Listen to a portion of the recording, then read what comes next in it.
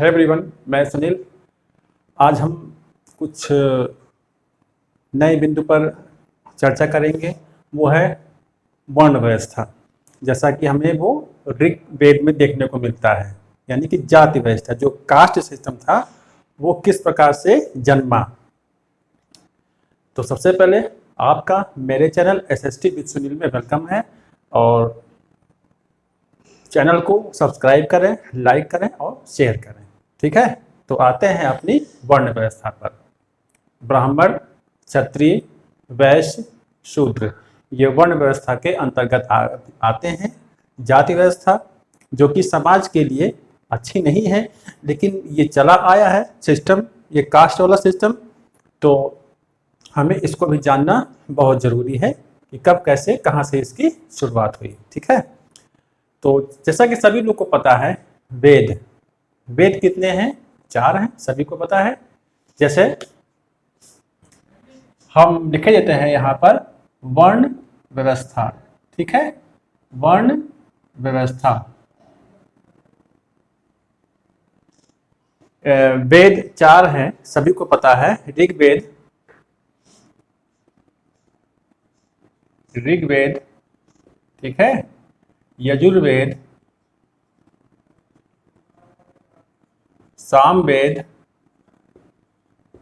और उसके बाद है अथर्ववेद ना। सबसे पहले वाला और सबसे पुराना वाला और सबसे नया वाला जान लीजिए। इतना सभी जानते हैं, आप सभी लोग जानते होंगे जो बच्चे इसको पढ़ चुके हैं। ठीक है, तो पहला है आपका ऋग्वेद है, फिर दूसरा है आपका यजुर्वेद, फिर सामवेद, उसके बाद है अथर्ववेद। इन वेदों की रचना जो हुई थी अलग अलग कालों में हुई है। ठीक है, जैसे कि आप लोगों ने सुन रखा होगा कि वैदिक काल किसे कहते हैं। वैदिक काल उस काल को कहते हैं जिस काल में वेदों की रचना हुई, उसे हम वैदिक काल कहते हैं। ठीक है, इतना तो क्लियर हो गया आप लोगों को। तो हम जैसे वैदिक काल की बात करें, ठीक है, ये तो ये हो गया वैदिक काल।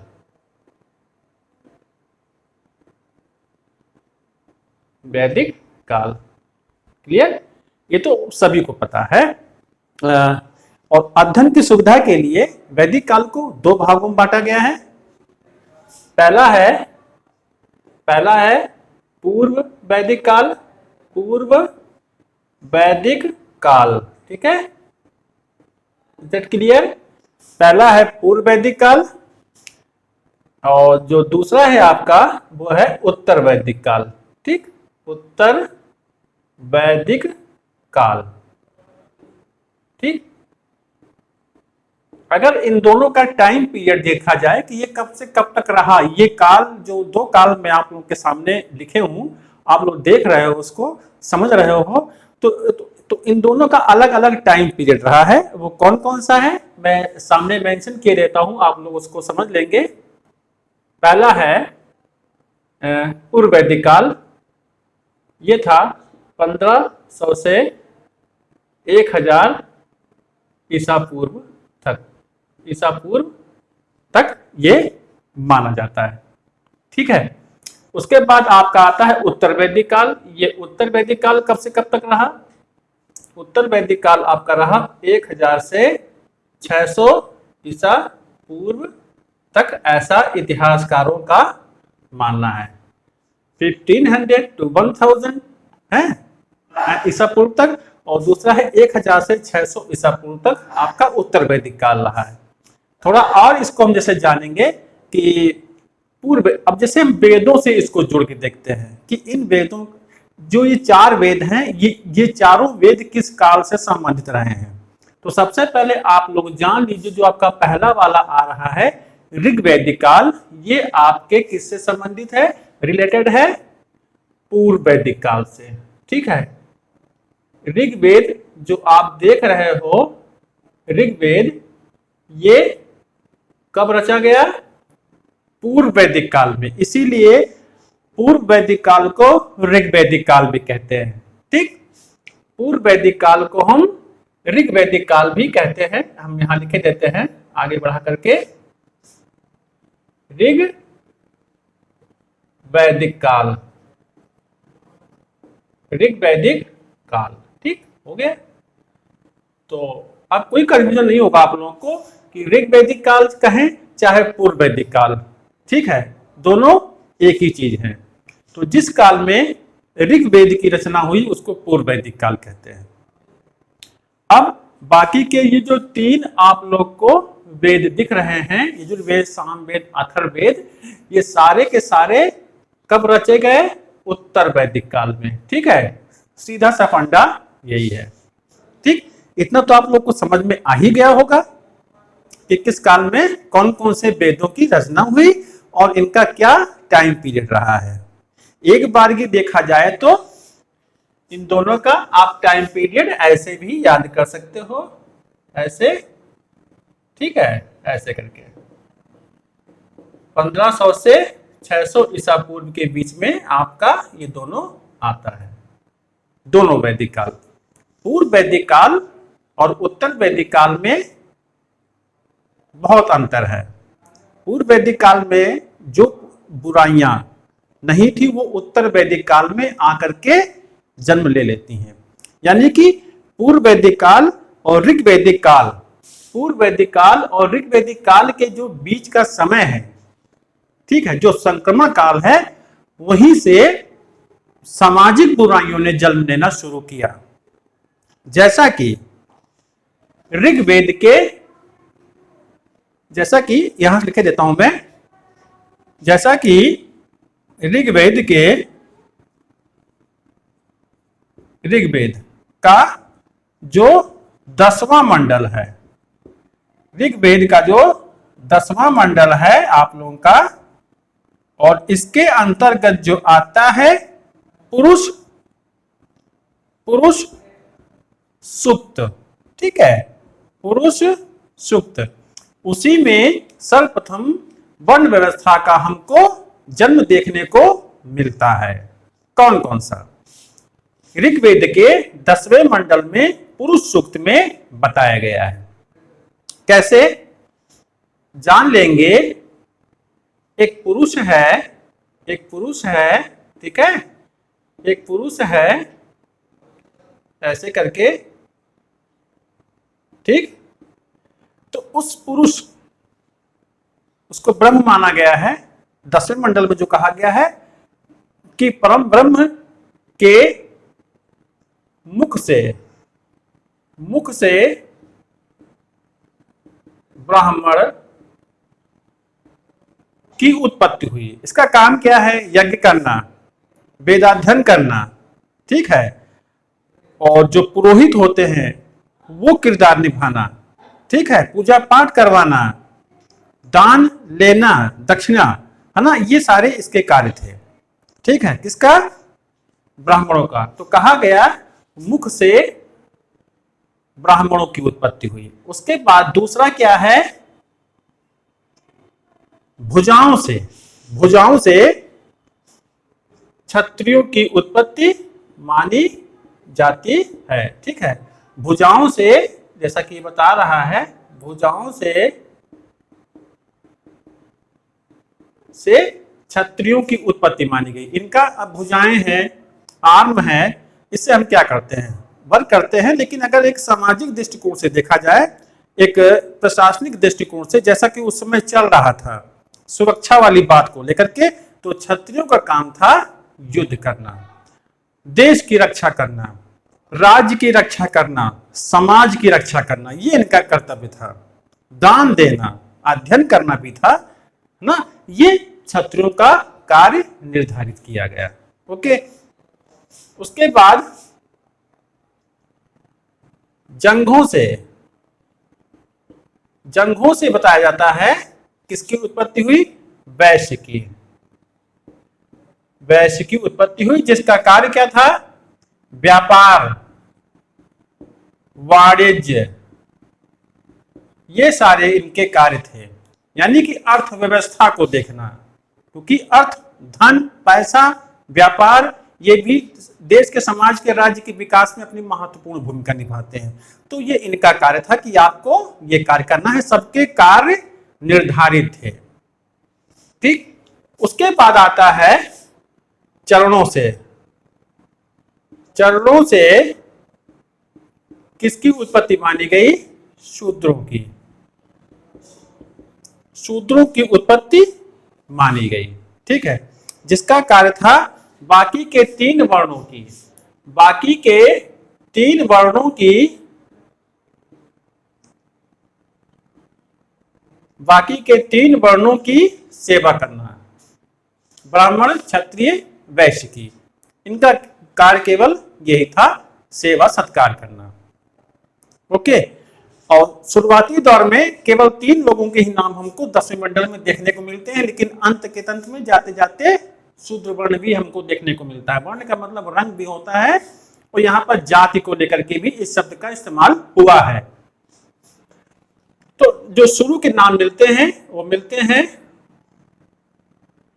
पहला मिलता है ब्रह्म, दूसरा मिलता है छत्र, दूसरा मिलता है छत्र, और तीसरा मिलता है विष।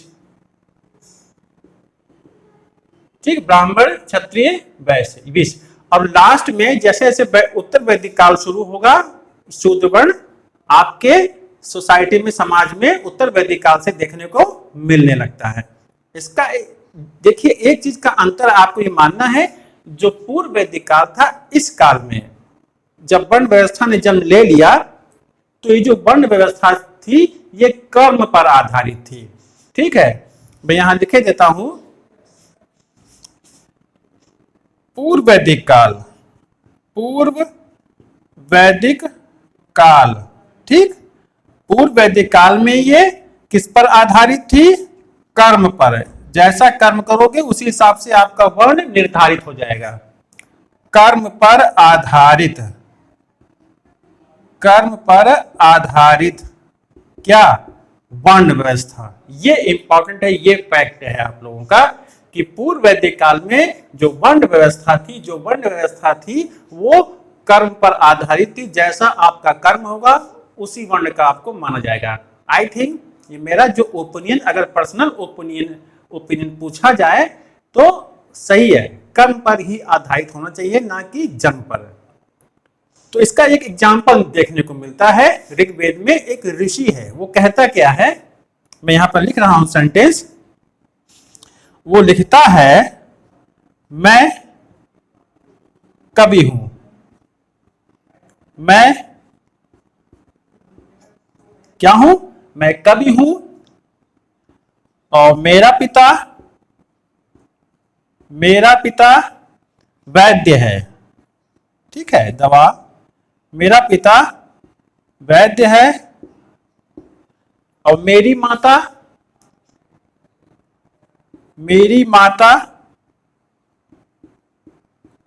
अन्न, मेरी माता अन्न पीसने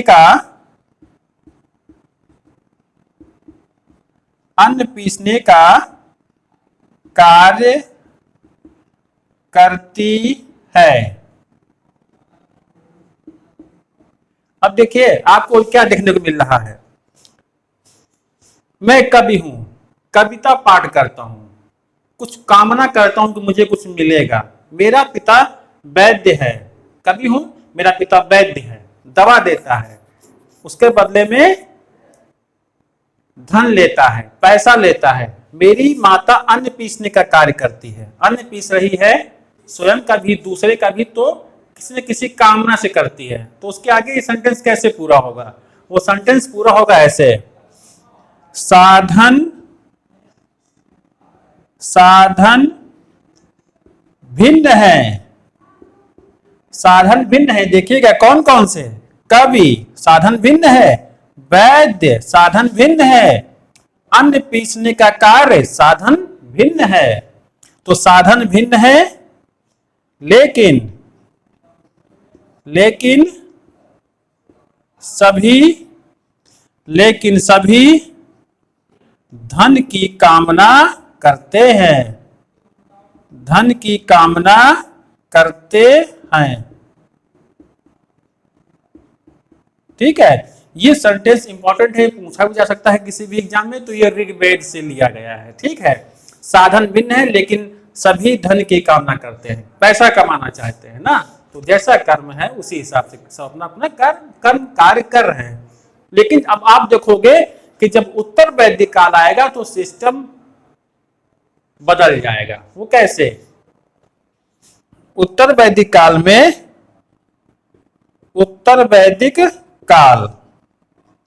में जो वर्ण व्यवस्था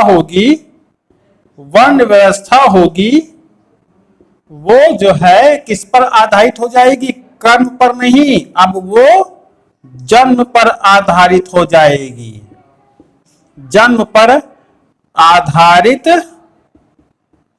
हो जाएगी। ओके, तो ये आपको अंतर देखने को मिलेगा। ऋग्वैदिक काल में वर्ण व्यवस्था जो है कर्म पर आधारित थी, जैसा काम करोगे वही वर्ण, और उत्तर वैदिक काल में जो वर्ण व्यवस्था है वो जन्म पर आधारित हो जाएगी, जो कि गलत है ना।